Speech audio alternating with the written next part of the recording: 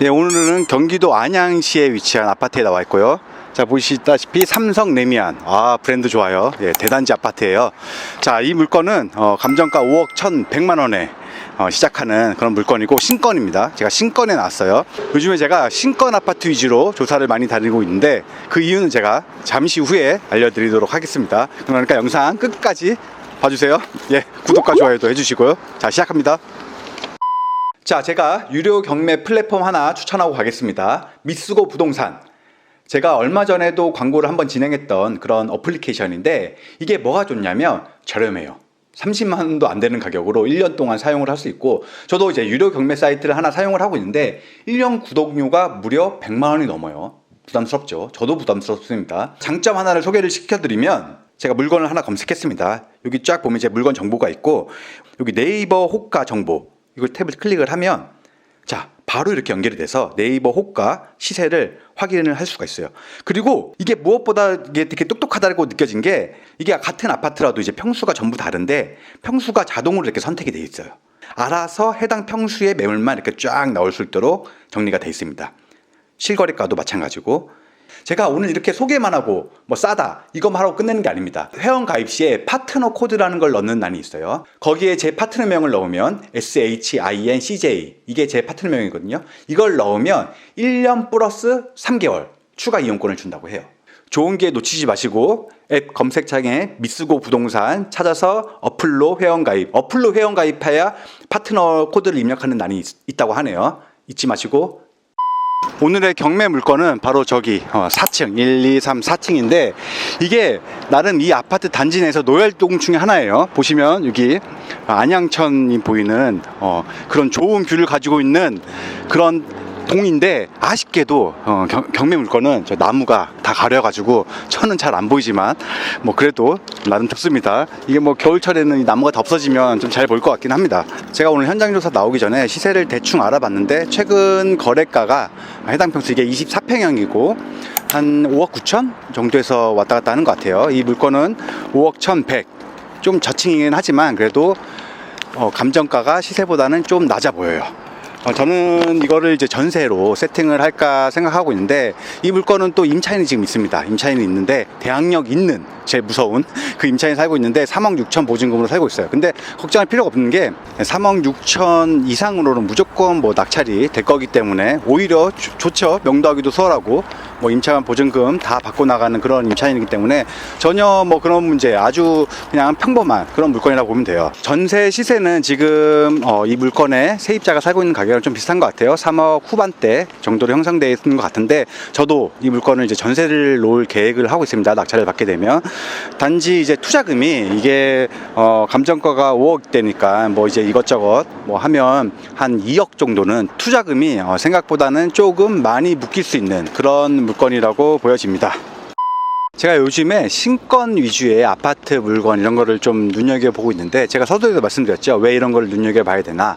제가 얼마 전에 입찰을 했는데 60만 원 차이로 2등을 했습니다. 그 물건도 3명밖에 들어오지 않았어요. 그리고 그 낙찰 가격이 좀 지금도 생각해도 가슴이 아프지만 저보다 60만 원 높게 쓴 그분도 결코 그렇게 높은 금액은 아니었고, 왜냐면 지금 이제 신건 물건들이 보통 감정 평가가 올해 초 그리고 뭐 작년 말 이쯤에 감정 평가가 된 것들이 많아요. 그거는 무슨 의미냐? 작년 아시다시피 작년 이제부터 좀 부동산의 하락을 좀 하면서 올해 초까지 계속 쭉 하락을 했잖아요.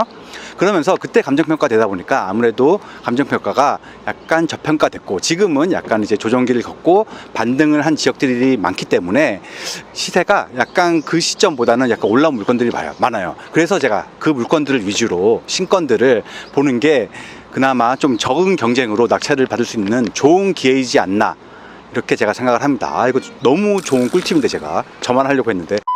불과 1년 전만 해도 반값 아파트라는 말이 많았어요. 이게 뭐냐면 이제 감정가보다 한 2번 주차이 되다 보니까 49% 반값의 경매가 진행되고 그런 물건들이 많았는데, 지금 그때는 이제 감정가가 이제 워낙 부동산 상승기 2021년, 22년 초 뭐 이런 때 이제 평가가 되다 보니까 그런 물건들이 많았죠. 시세가 막 떨어지다 보니까. 근데 지금 반대로 오히려 이제는 약간 반등을 치다 보니까 이런 신권 물건을 보는 게 조금 더 좋을 수가 있겠죠. 왜냐하면 반가 막 49% 한 번 유찰되고 두 번 유찰되면 많은 사람들의 이목을 안 끌 수가 없어요. 그런데 이제 오히려 이런 신건 같은 경우에는 이렇게 적은 경쟁으로 입찰을 참여할 수 있는 그런 기회다. 제가 오늘 정말 좋은 팁을 드립니다. 네, 그리고 말이 나와서 말인데, 제가 얼마 전에 이제 입찰을 하러 갔는데, 제가 그 60만 원 차이로 떨어진 날, 그날 저보다 더 적은 금액 10만 원 차이로 떨어진 물건이 있었어요. 1등과 2등이 가려진 물건이 있었어요. 그 물건은 이제 나이가 지긋하신 어르신이 이제 낙찰을 받았는데, 그분과 같이 오신 일행분도 이제 나이가 지긋한 그런 어르신이었어요. 그분 뒤에 이제 정장을 말끔하게 차려입은 남자 뭐 젊은 친구가 있는데, 뒤에서 이러는 거예요.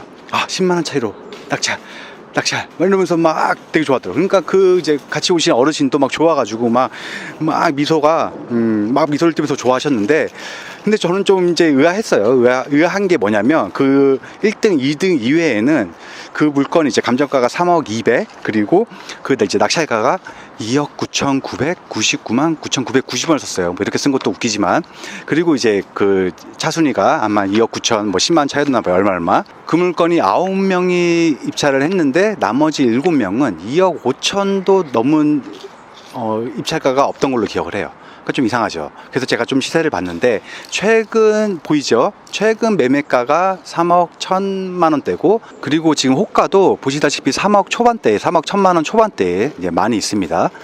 그런데 굳이 이 물건을, 더군다나 이 물건은 1층 물건이에요. 1층 물건을 3억에 2억 9,999만 원이니까 뭐 3억이죠. 저 같으면 그냥 1원 올려서 3억을 쓰겠는데, 왜 이렇게 쓰는지 모르겠지만 어쨌든 이것도 약간 극적인 효과를 나타내는 그 의도가 아니었을까 싶어요. 제가 여기서 드리고 싶은 말씀은, 자, 컨설팅 뭐 받는 건 좋아요. 받는 건 좋은데, 내가 컨설팅 업체 사장이라면 의뢰인한테 뭐 이제 응찰가를 컨설팅하고, 그리고 2등을 10만 원 차이로 만드는 거는 너무 쉽지 않을까요?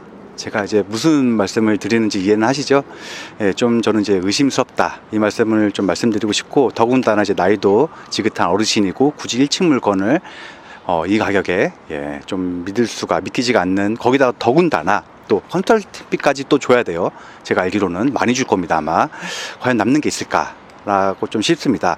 물론 좋아요. 뭐 컨설팅 받을 수 있죠. 경매 뭐 몰라요. 근데 받을 수 있습니다. 뭐 학원도 다니고 다 할 수 있어요. 뭐 좋지만 내 돈을 몇 억을 투자하는 건데, 부동산 방문, 아니 전화도 좋아요. 한번 전화를라도 해서 이 가격에 응찰을 하려고 하는데 괜찮냐, 이 정도는 그래도 해봐야 되지 않을까요? 직접. 어쨌든 뭐 저는 뭐 이런 경험이 한두 번도 아니고 경매 법원을 다니면서 수없이 많이 봐왔기 때문에, 제발 직접 하시는 게 가장 베스트지만, 그 컨설팅을 받더라도 최소한의 좀 조사는 해야 되지 않나 싶습니다.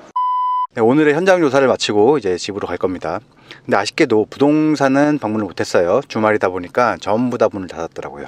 근데 사실 이 아파트는 거래량도 많고 또 대단지에 또 역세권이에요. 바로 후문이 1호선 안양역하고 연결이 돼 있고, 워낙 그리고 뭐 전세 매매가 거래가 활발하기 때문에 사실 뭐 시세도 뭐 명확해요. 그래서 굳이 뭐 방문을 안 해도 전화는 물론 할 겁니다. 시세 파악하는 데는 큰 어려움은 없을 거라 보여지고, 그런데 이제 현장 조사를 하다 보면 꼭 부동산을 방문해야 되는, 그런 방문이 가장 중요합니다. 전화로도 알지 못하는 그런 정보를 많이 알 수가 있어요. 특히 뭐 시세 파악이 어려운 뭐 나홀로 아파트, 뭐 오래된 구축, 거래량이 많이 없는 뭐 이런 아파트들은 꼭 방문을 해서 조사를 하는 게 중요합니다. 또 하나 이제 현장 조사의 중요성을 말씀드리면, 특히 이제 구축이나 이런 아파트들 보면 이제 우리가 경매라는 게 이제 실내 내부를 모르고 저희가 입찰을 하기 때문에 좀 상상을 해야 돼요, 내부를. 그런데 이제 구축 같은 경우는 밖에 샷이나, 그리고 뭐 저 같은 경우는 현관문의 좀 상태, 뭐 그 있잖아요, 도어키, 이런 거의 상태들을 봐도 좀 뭐 약간 좀 그림이 그려지기 때문에 그런 걸로 좀 판단을 할 수가 있고, 또 부동산 방문도 웬만하면 해야 됩니다. 그런 좀 아리까리한 물건들은 해서 좋은 게, 저도 얼마 전에 현장 조사까지 다 하고 입찰을 안 한 물건도 있어요. 그런 물건도 상당히 많은데, 이유는 뭐냐면 이제 부동산을 방문을 했는데 그 물건에 대해서 잘 아는 경우도 있고, 또 이런 경우도 있었어요.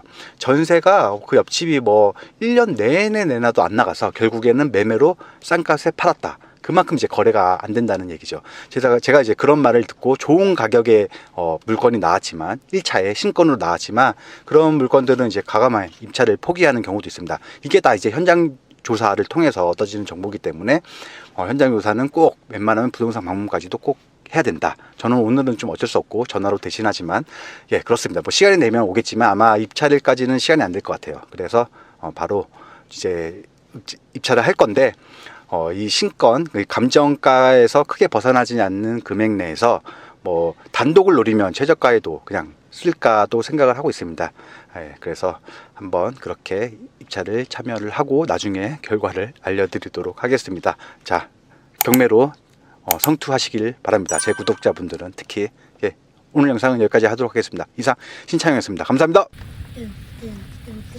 딴딴딴딴딴딴딴딴딴딴